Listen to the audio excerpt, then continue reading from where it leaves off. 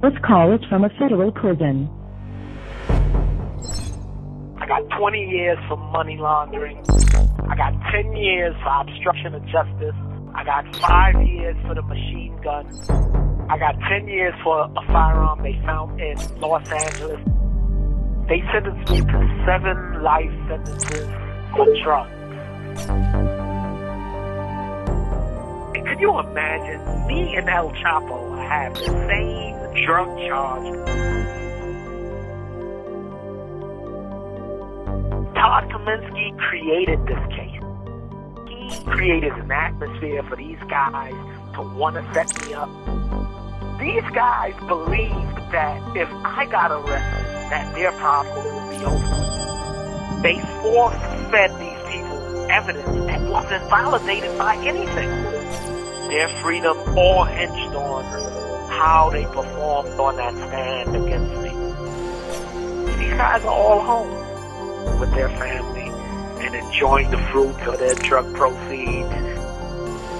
I have nothing except these guys' testimony.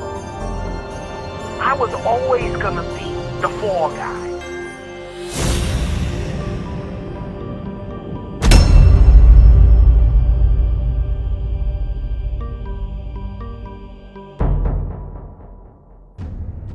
I've represented some people that the government would move mountains to convict.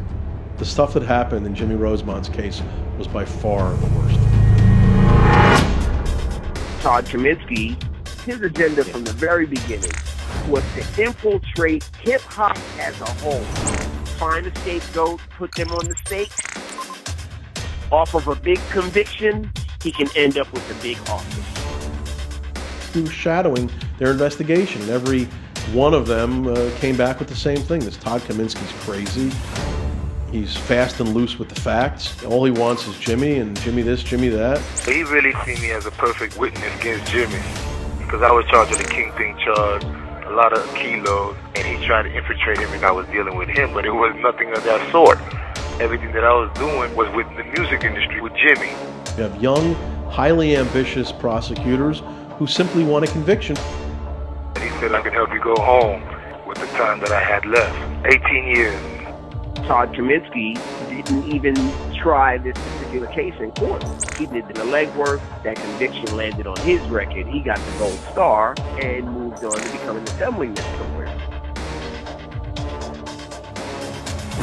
With Jimmy's case, I had personal knowledge of what the witnesses were saying. Witnesses in that case not only lied, but the government knew that they lied.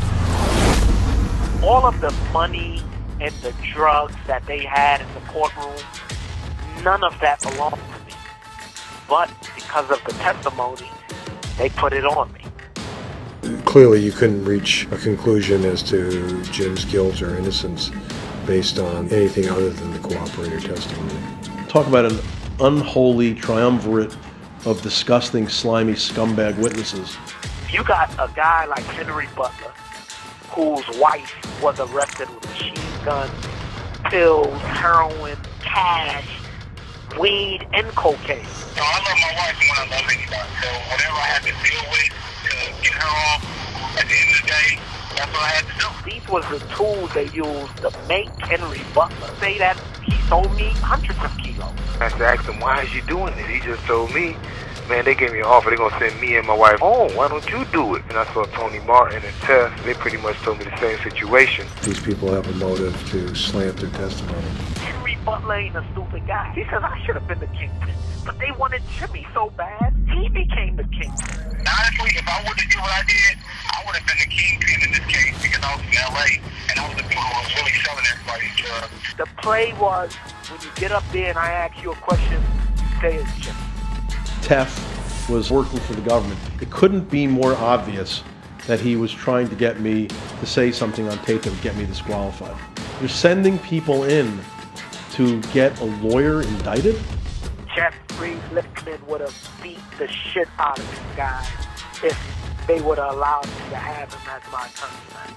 I'd been down this road before with high-profile clients. I knew how to win these cases. Littman knew the case.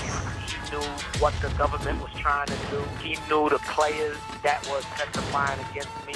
I never thought for a second that we would lose that trial. It was strategic on the prosecutor's part to knock Littman off of the case.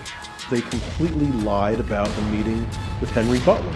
Even though I left of my own volition, I was disqualified. Finally, the prosecutor says, look, of course you didn't promise to give him money to help him hire a lawyer, but we know that if you're Jimmy's lawyer, he's never going to plead guilty, he's going to fight the case to trial.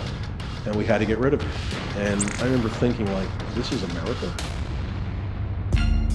I never stated that I didn't do anything, like I'm totally innocent. I just wasn't guilty for what they charged me for.